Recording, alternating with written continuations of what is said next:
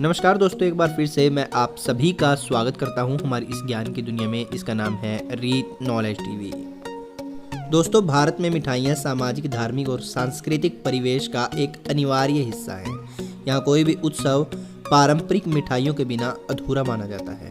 यहाँ तक कि यहाँ सभी देवी देवताओं की पसंदीदा मिठाइयाँ हैं। जैसे गणेश जी को मोदक से प्रेम है, हनुमान जी को लड्डू, भगवान शिव को ठंडाई और श्री कृष्ण को पेड़े पसंद है।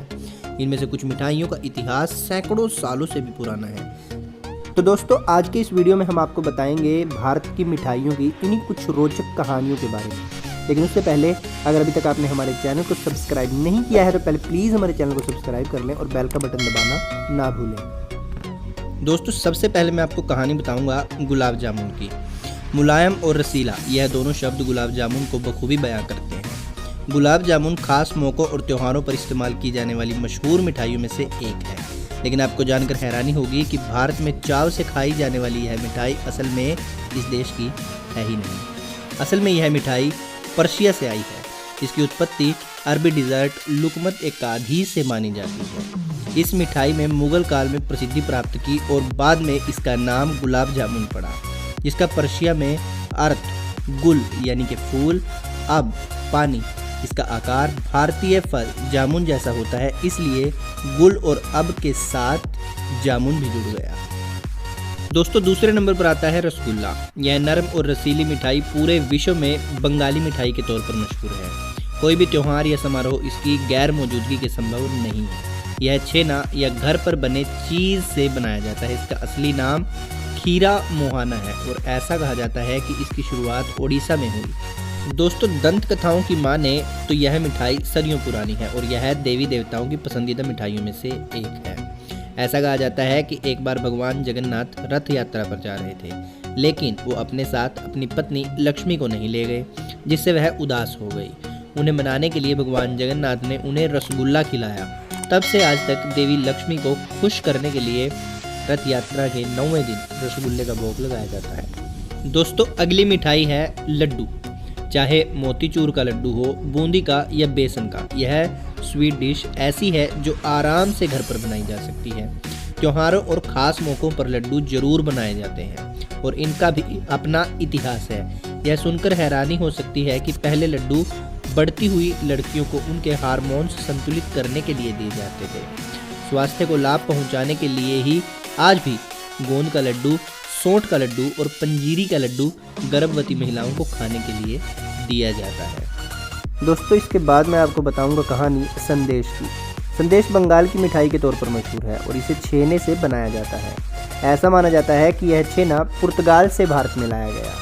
संदेश बंगाल में मशहूर रसगुल्ला के अस्तित्व में आने से बहुत पहले ही आ चुका था। शायद यही वजह है कि यह बंगालियों की प्रिय है। कलकत्ता से पहले के ज़माने में छेने को चीनी के साथ मिला लिया जाता था ताकि यह बर्बाद न हो। यह संदेश मिठाई का पहला रूप था। इसके बाद यह मिठाई बदलती गई और बंगालियों के कल्चर का एक हिस्सा बन गई। दोस्तों, जब गर्मा गर्म जलेबी और ठंडी रबड़ी को साथ खाया जाता है तो बस क्या कहना। जलेबी भारत में बरसों से खाई जा रही है, लेकिन आपको बता दें कि यह भारतीय डिज़र्ट है ही नहीं। ऑक्सफोर्ड कैंपेनियन के अनुसार एक बगदादी लेखक की कुकबुक किताब अल ताबीक में जलेबी की पूरी रेसिपी दी गई है, जहाँ इसके अलग अलग नाम हैं। जलेबी भले ही भारतीय डिश न हो, लेकिन इसे यहाँ करीब 500 से अधिक सालों से खाया जा रहा है। जलेबी नाम संस्कृत शब्द जलवल्लिका से आया है, जिसका अर्थ होता है जल से भरपूर। आपको जानकर आश्चर्य होगा, लेकिन उत्तरी भारत और पाकिस्तान के कुछ हिस्सों में सिरदर्द और सर्दी में राहत पाने के लिए जलेबी को गर्म दूध के साथ खाया जाता है।